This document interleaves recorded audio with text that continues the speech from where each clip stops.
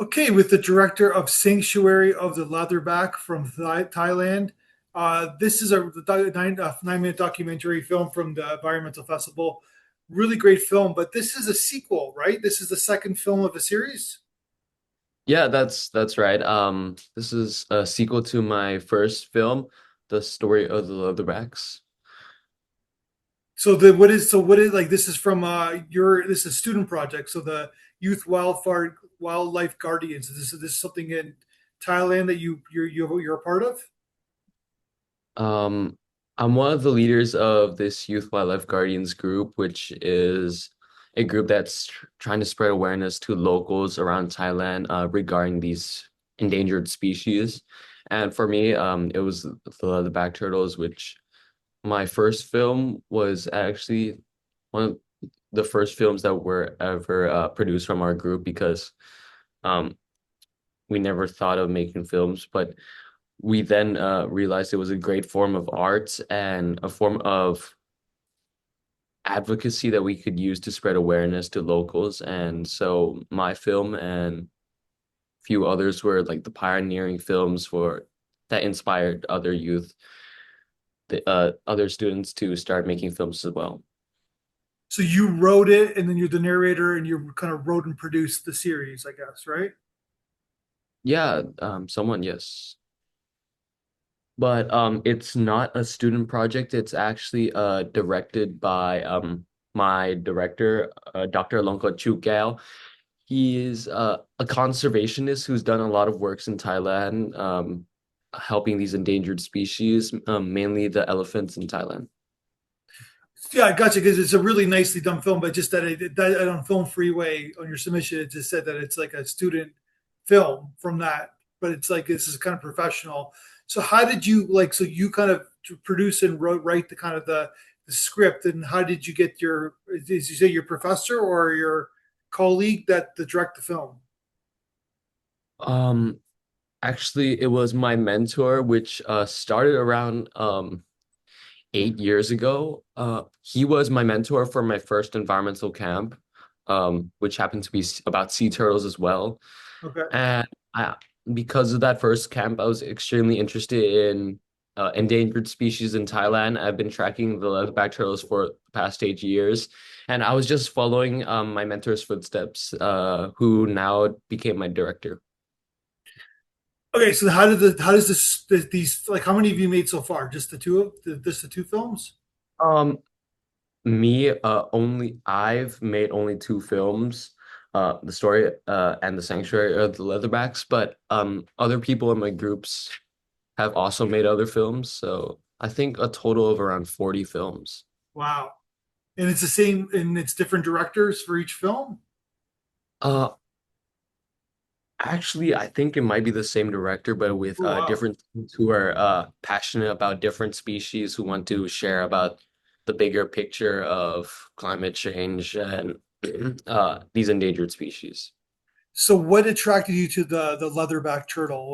What's why did you concentrate on that?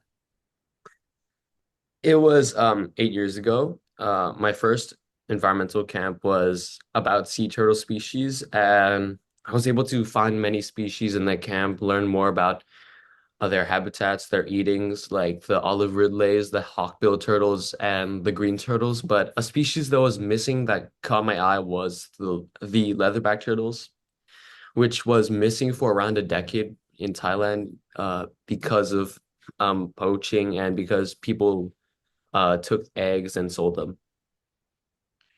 So, the first shot of the film is you're on the beach. And there's a bunch of kids or teenagers kind of pushing this dead turtle from the ocean, and it really kind of has an impact. It's a really, unfortunately, it's like a very impactful way to tell a story, to tell the story to this turtle, and it kind of follow this dead turtle. So when you kind of are you part of the editing process of putting the film together? I'm just curious about kind of like you shoot all this material, you kind of have a like a loose script, but what's the process of putting all the films together after you shoot it?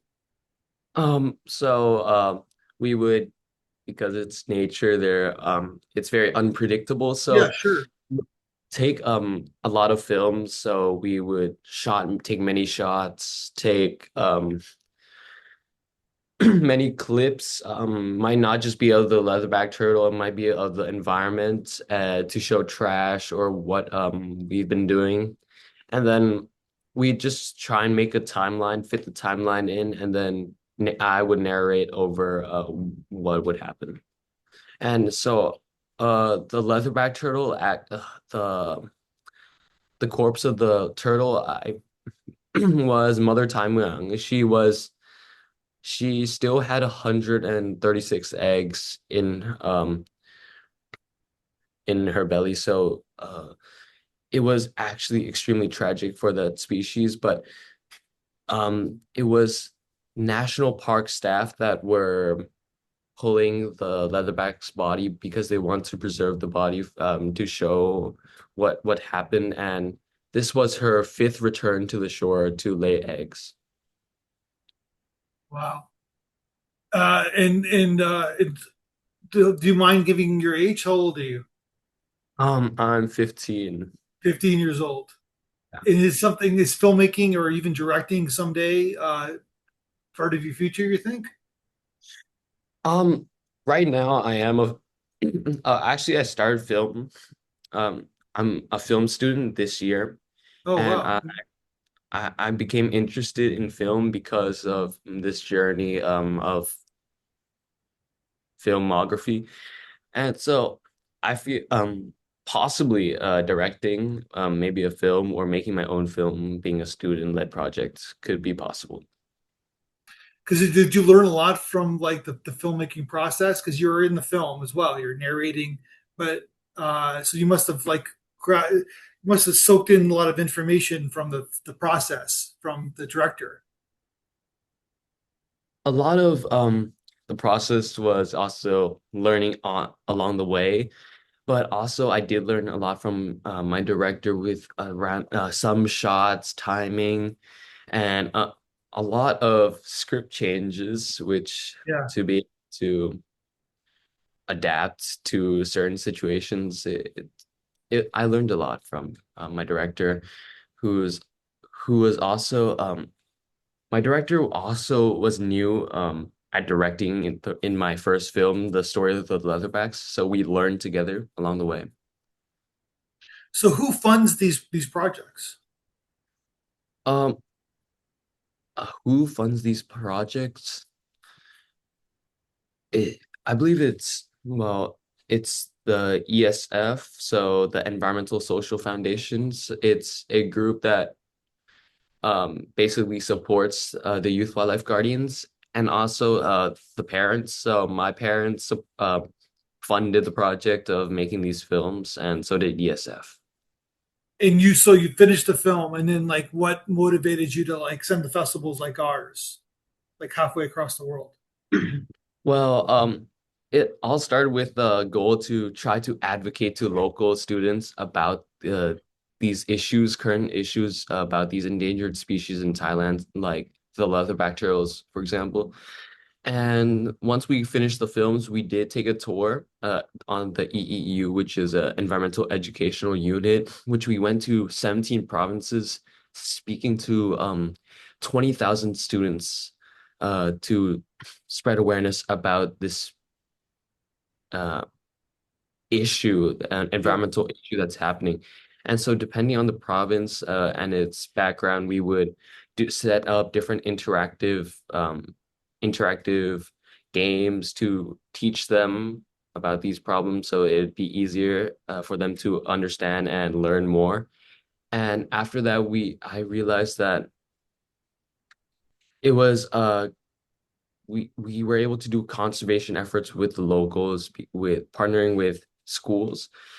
And then once we finished that tour, that took around 2 years, we realized that we could also share with everyone globally.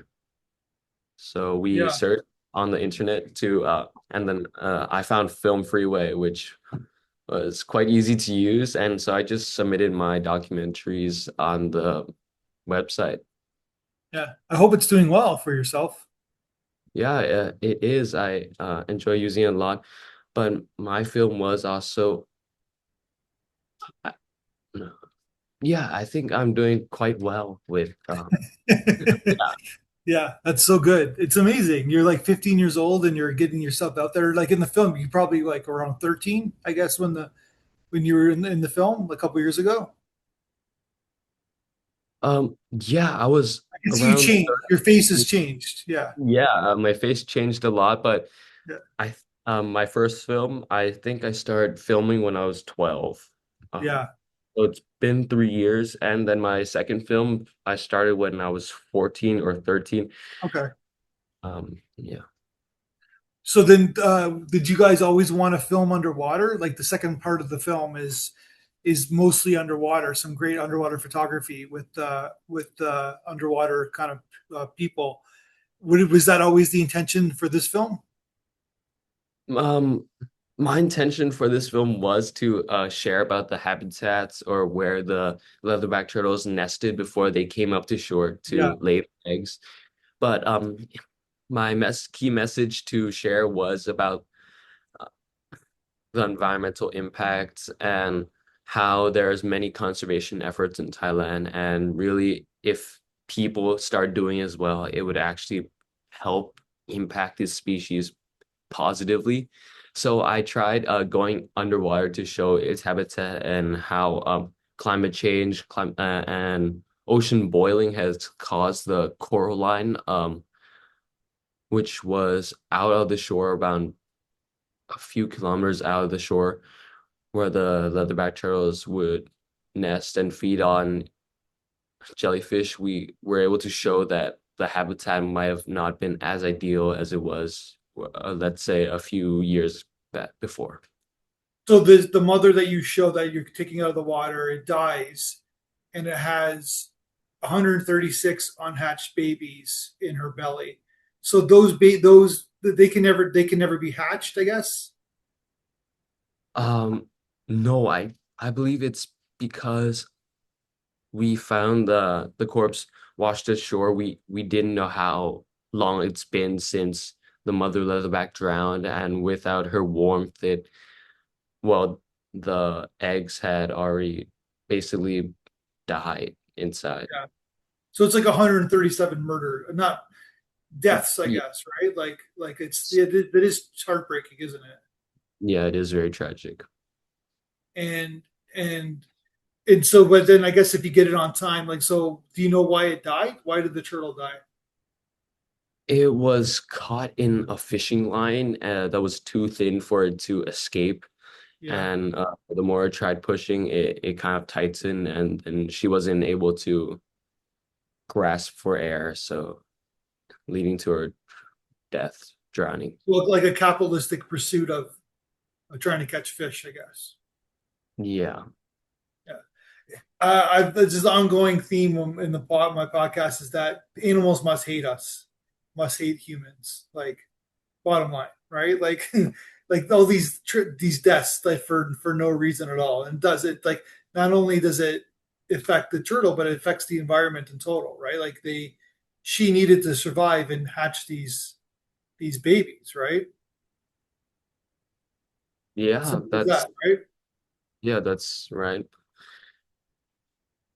But even though 136 eggs and her had passed away, we were still lucky that she came 4 times before and were able to lay around 4 nests previously. Yeah. So we were also able to watch those hatch and go off into the sea. So we tried making the best we could with the problem and tried fixing it. So there's a positivity, like there's like a silver lining, or there's hope, I guess, right? Yeah, I would like to say there's hope. As in, I believe the final shot of my film, it was leatherback turtles going off into the sea, or I'm not too sure, but if during production I watched them run off into the sea, which was extremely, it was a great sight to see. It Yeah. was, um, it sparked me with hope, and that within 25 to 30 years, the species would come back to the ocean, to these shores to come lay their eggs once more. And what I like about leatherback turtles is that they're a keystone species that play a big role in today's ecosystem near the shores and in the ocean, as it was also used as sentinels for scientists to track on ocean health, but also because it controls jellyfish populations. Yeah. So what's next for you? What's next for me is probably trying to spread awareness to the other provinces in Thailand and maybe share these films to other film festivals. So do you want to, is there another thing that you want to talk about? Like another animal that you want to make a film about? Like, is there any future that you want to do that? Um, Currently, I'm still quite attached to this species in general, and I believe that making a film about another animal or not, I believe that the real message with both of my films regarding leatherback turtles is that this endangered species is just a small part of a broader image about climate change and its effects on the environment. But in the future, if I made a film, I hoped I could probably work with maybe some governments or like allowed to film in some Yeah. places, like the Nicobar Island, which is located near Thailand. It's a part of India, Yeah. and it's interconnected. It's connected to leatherback turtles, and we've seen that leatherback turtles do go nest there as well. And if I was it, but it is a restricted island, so if I was allowed access there, I could show the true raw beauty of these leatherback turtle species and and am able to capture the rawness and their life without human interference. So you're going to film school, you said. So is film so filmmaking's in your future? Is that something that you want to keep doing? Filmmaking is something I enjoy a lot. I watch a lot of movies, aside from documentaries as well. I watch movies, cartoons, a lot of films, and I enjoy it. And it is a very high possibility that could be in my future. So what I think we asked you in the blog interview, but what film have you watched the most times in your life? Oh, documentary wise, I believe it's The Blue Planet. But otherwise, if it's normal films, I do watch a lot of Christopher Nolan's works, like Interstellar, Batman. and yeah, Batman. I also watch Batman. Yeah, I love DC as well. No, he directed the three Batman movies, right? Yeah. So, but yeah. So Interstellar is the movie you've seen the most times? Yeah, I've watched it a lot of times, too many to count. It was a great film. Yeah. All right, man. Well, congratulations. Thanks for your time for doing this. I think we're doing this late at night in Toronto. I guess it's in the morning where you are, right? Yeah, it is in the morning. Yeah. And so yeah, this is great what you guys are doing. It's fantastic, and I love that you're sending it out to festivals like us and like different around the world. And like the story's similar, right? It's like a similar theme. It's like it resonates everywhere. This film can play anywhere around the world, right? Yeah, well, I hope so. Yeah. Well, congratulations, and let's like keep in touch, and let's talk again when you make your next film. Okay, yeah. Thank you so much for giving me this opportunity to share with people. Thank you. Thank you.